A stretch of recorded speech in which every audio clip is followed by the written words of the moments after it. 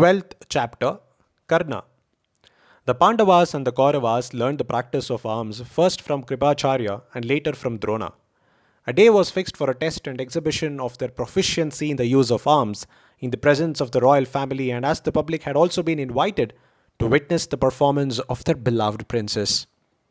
There was a large and enthusiastic crowd. Arjuna displayed superhuman skill with his weapons, and the vast assemblage was lost in wonder and admiration. Duryodhana's brow was dark with envy and hate. At the close of the day, there came suddenly from the entrance of the arena a sound loud and compelling, like thunder, the sound made by slapping of mighty arms in challenge. All eyes turned in that direction. They saw enter through the crowd, which made way in awed silence, a god-like youth from whom light and power seemed to emanate. He looked proudly around him, cast a negligent salute to Drona and Kripa, and strode up to Arjuna. The brothers, all unaware by the bitter irony of fate, of their common blood, faced one another, for it was Karna. Karna addressed Arjuna in a voice deep as rumbling thunder. Arjuna, I shall show great skill than you have displayed. With Drona's leave, Karna, the lover of battle, then and there duplicated all of Arjuna's feats with careless ease. Great was Duryodhana's exultation. He threw his arms around Karna and said, Welcome, O thou, with mighty arms, whom good fortune has sent to us. I and this kingdom of the Kurus are at your command.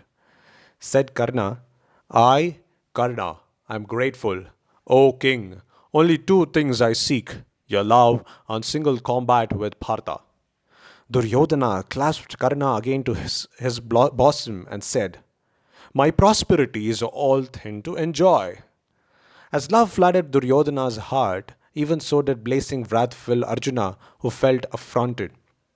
And glaring fiercely at Karna, who stood stately as a mountain peak, receiving the greetings of the Kaurava brothers, he said, O Karna, slain by me thou shalt presently go to the hell appointed for those who intrude uninvited and prate unbidden.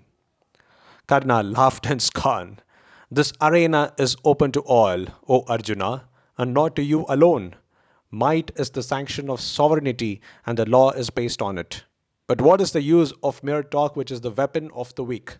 Shoot arrows instead of words. Thus challenged, Arjuna, with Drona's permission, hastily embraced his brothers and stood ready for combat, while Karna, taking leave of the Kuru brothers, confronted him weapon in hand. And as though the divine parents of the heroes sought to encourage their offspring and witness their fateful battle, Indra, the lord of the thunderclouds, and Bhaskara, the infinite rays, simultaneously appeared in the heavens. When she saw Karna, Kunti knew him as her firstborn and fainted away. Vidura instructed the maidservant to attend upon her, and she revived. She stood stupefied with anguish, not knowing what to do. As they were about to join in battle, Kripa, well versed in the rules of single combat, stepped between them and addressed Karna. This prince, who is ready to fight the Thi, is the son of Pritha and Pandu, and a scion of the Kuru race. Reveal, O mighty, armed by parentage and the race rendered illustrious by the Thai birth. It is only after knowing Thai lineage that Partha can fight with Thi, for high-born princes cannot engage in single combat with unknown adventurers. When he heard these words, Karna bent down his head like a lotus under the weight of rainwater. Duryodhana stood up and said, If the combat cannot take place merely because Karna is not a prince, why, that is easily remedied. I crown Karna as the king of Anga. He then obtained the assent of Bhishma and Dhritarashtra, performed all the necessary rites, and invested Karna with the sovereignty of the kingdom of Anga, giving him the crown, jewels, and other royal insignia. At that moment, as the combat between the youthful heroes seemed about to commence, the old charioteer Adhiratha, who was the foster father of the Karna, entered the assembly, staff in hand and quaking with fear. No sooner did he see him that Karna, the newly crowned king of Anga, bowed his head and did humble obeisance in all filial reverence. The old man called him son, embraced him with his thin and trembling arms, and wept with joy, wetting with tears of love his head already moistened by the water of the coronation.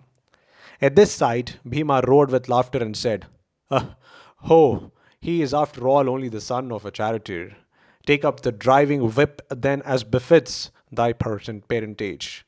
Thou art not worthy of death at the hands of Arjuna, nor should thou reign in Anga as a king. At this outrageous speech, Karna's lips trembled with anguish and he speechlessly looked up at the setting sun with a deep sigh. But Duryodhana broke in indignantly. It is unworthy of you, O Vrikodara, to speak thus. Valor is the hallmark of a Kshatriya, nor is there much sense in tracing great heroes and mighty rivers to their sources. I could give you hundreds of instances of great men of humble birth, and I know awkward questions might be asked of your own origin. Look at this warrior, his godlike form and bearing, his armor and earrings, and his skill with weapons. Surely there is some mystery about him. For how could a tiger be born of an antelope? Unworthy of being king of Anga, didst thou say.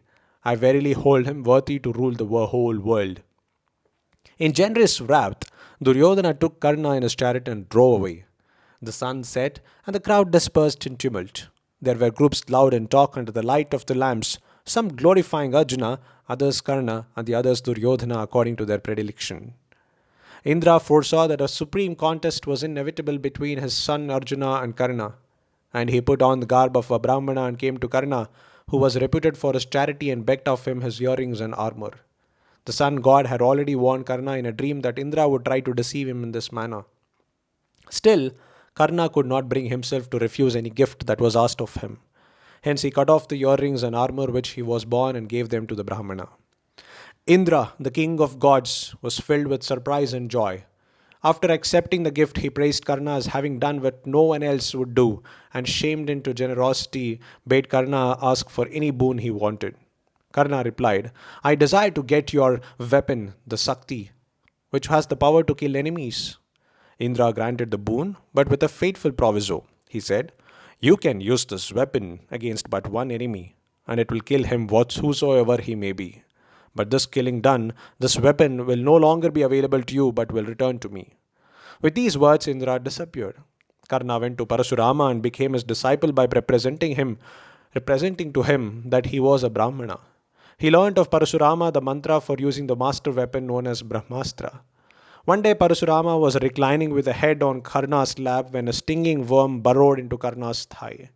Blood began to flow and the pain was terrible, but Karna bore it with tremor lest he should disturb the master's sleep. Parasurama awoke and saw the blood that he had poured from the wound. He said, Dear pupil, you are not a Brahmana. A Kshatriya alone can remain unmoved under all bodily torments. Tell me the truth. Karna confessed that he had told a lie in presenting himself as a Brahmana and that he was in fact the son of a charioteer. Parasurama in his anger pronounced this curse on him. Since you've deceived your Guru, the Brahmastra you have learned shall fail you at the fated moment. You will be unable to recall the invocatory mantra when your hour comes. It was because of this curse that at this crisis of his last fight with Arjuna, Karna was not able to recall the Brahmastra spell, though he had remembered it till then. Karna was the faithful friend of Duryodhana and remained loyally with the Kauravas till the end. After the fall of Bhishma and Drona, Karna became the leader of the Kaurava army and fought brilliantly for 2 days. In the end, the wheel of his chariot stuck in the ground and he was not able to lift it free and drive the chariot long. While he was in this predicament, Arjuna killed him. Kunti was sunk in sorrow, all the more poignant because she had, at that time, to conceal it.